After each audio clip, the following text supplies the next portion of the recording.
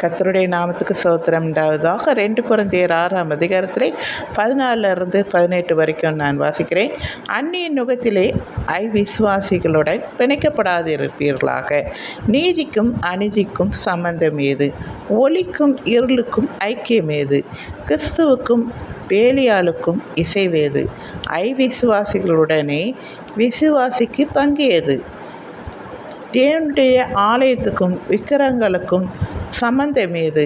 நான் அவர்களுக்குள்ளே வாசம் பண்ணி அவர்களுக்குள்ளே உலாவி அவர்கள் தேவனாயிருப்பேன், அவர்கள் என் ஜனங்களாயிருப்பார்கள் என்று தேவன் சொன்னபடி நீங்கள் ஜீவனுள்ள தேவனுடைய ஆலயமாயிருக்கிறீர்களே.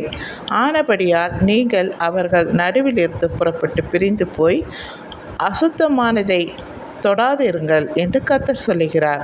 அப்பொழுது நான் உங்களை ஏற்றுக்கொண்டு உங்களுக்கு பிதாவாயிருப்பேன், நீங்கள் எனக்கு குமாரரும் குமார்த்திகளுமாய் இருப்பீர்கள் என்று சர்வ வல்லமையுள்ள கர்த்தர் சொல்லுகிறார். எனக்கு அன்பானவர்களே, இங்கே சொல்லப்பட்டு இருக்கிறது, அந்நிய நுகத்திலே விசுவாசிகளுடன் பிணைக்கப்படாதிருப்பீர்களாக.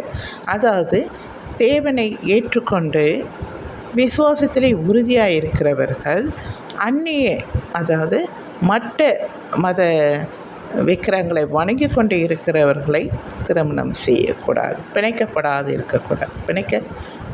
இருப்பீர்களாக என்று சொல்லப்பட்டிருக்கிறது. அதாவது கிறிஸ்தவர்களுக்கும் இந்துக்கும் அப்புறம் மற்ற மதத்திலே சேர்ந்து கல்யாணம் பண்ணிக்கக்கூடாது. அதுதான் இங்கே சொல்லப்பட்டு இருக்கிறது. ஒளிக்கும் இருளுக்கும் ஐக்கியம் ஏது என்று சொல்லப்பட்டு இருக்கிறது. நம் தேவனை விசுவாசித்து உறுதியாய் அவர்களும் வந்த பிறகே நாம் திருமணம் செய்து கொள்ள வேண்டும். இல்லை என்றால் நாம் அப்படிப்பட்ட காரியங்களை செய்யக்கூடாது. தேவனுக்கு இது பிடிக்காது. கிறிஸ்துவுக்கும் பேலியாவுக்கும் இசைவேது? விசுவாசிகளுடன் விசுவாசிக்கு பங்கியது என்று சொல்லப்பட்டிருக்கிறது. கர்த்தருடைய ஆலயத்துக்கும் விக்கிரகங்களுக்கும் சம்பந்தம் ஏது என்று சொல்லப்பட்டிருக்கிறது. அவர்களுக்குள்ளே வாசம் பண்ணி அவர்களுக்குள்ளே உலாவி அவர்கள் தேவனாயிருப்பேன். அதாவது நீங்கள் அவருக்குள்ளே இருவரும் இருந்தால் தான் ஆண்டவர் அப்படியாக இருப்பார். உங்களுக்கு அவர் தேவனாக இருக்கும்போது அவர்களுக்கு அவர் தேவன் அல்ல, அவர்கள் மற்ற மதத்தை வணங்கி கொண்டு இருக்கிறார்கள். அப்போது அவர்களுக்கும் நமக்கும் சம்பந்தம் இல்லை, சரிங்களா? அது மட்டும் இல்லை, எந்த தொழிலும் செய்தாலும் நாம் அவர்களுடன் இணைந்து செய்யக்கூடாது.